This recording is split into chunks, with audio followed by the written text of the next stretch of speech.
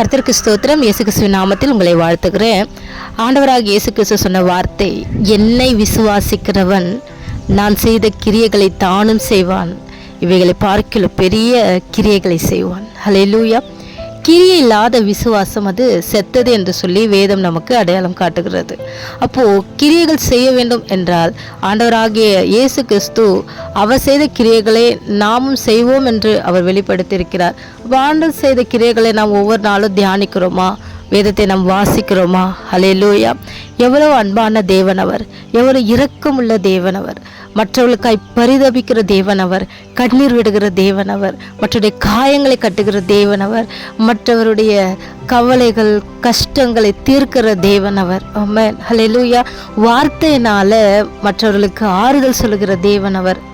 எனக்கு அருமையான தேவனுடைய பிள்ளைகளே, நாம் எத்தனை பேர் மற்றவர்களுடைய பலவீனங்களில், சோர்வுகளில், வியாதிய நேரங்களில் ஆண்டவருடைய வார்த்தையை நம்ம பேசுகிறோம். குடும்பங்களில் எந்தெந்த இடத்துலலாம் ஆண்டவருடைய வார்த்தைகளை நம்ம பேசுகிறோம். கிரியைகள் எப்படிப்பட்டதாக இருக்கிறது? விசுவாசம் உள்ள கிரியைகளாக இருக்கிறதா? ஹல்லேலூயா. கர்த்தருக்கு ஸ்தோத்திரம். கர்த்தருடைய நாமம் மகிமைப்படுவதாக. ஒருவருக்கு ஒருவர் அன்பாக இருக்கிறோமா? ஒருவருக்கு ஒருவர் விசாரிக்கிறோமா? ஒருவர் மேலே ஒருவர் பட்சமாக இருக்கிறோமா? ஒருவரை ஒருவர் கனம் பண்ணுகிறோமா?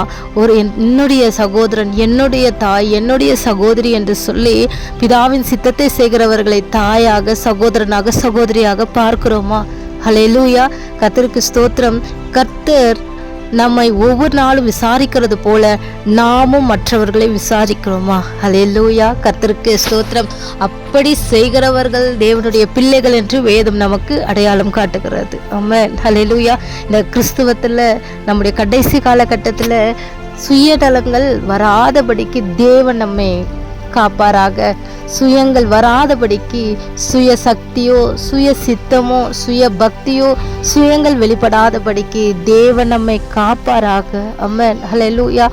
நமக்கே பக்தி விருத்தி, நமக்கே நான் என்று எண்ணம் மாறுபடியாக ஒவ்வொரு நாளும் மற்றவர்களுடைய தேவைகளுக்காக, மற்றவர்களுக்காக நாம் ஜெபிக்கிறவர்களாய், மற்றவர்களை விசாரிக்கிறவர்களாய் நம்ம இருக்கிறோமா என்று சொல்லி பார்த்து நம்முடைய கிரியைகளை நாம் சோதித்து பார்க்க வேண்டும். ஆமென். ஹல்லேலூயா.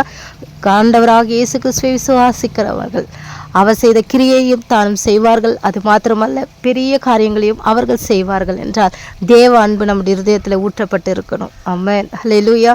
கர்த்தருக்கு ஸ்தோத்திரம். தேவனுடைய அன்பு நம்முடைய இருதயத்தில் ஊற்றப்பட்டு இருக்கிறதா? பரிசுத்த ஆவியில் நிரப்பப்பட்டு இருக்கிறோமா? தேவ அன்பினாலே நிரப்பப்பட்டு இருக்கிறோமா என்று சொல்லி இந்த கடைசி காலத்தில் ஒவ்வொருவரும் தன்னைத்தானே நிதானித்து ஒவ்வொரு நாளும் சோதித்து அறிய வேண்டும். கர்த்தர் தாமே உங்களையும் உங்கள் குடும்பங்களையும் அவர் செழிக்க செய்வாராக. ஆமென். ஹல்லேலூயா. வார்த்தைக்கு கீழ்ப்படியுங்கள். ஒவ்வொரு நாளும் வசனத்தை தியானம் பண்ணுங்கள். கர்த்தரும்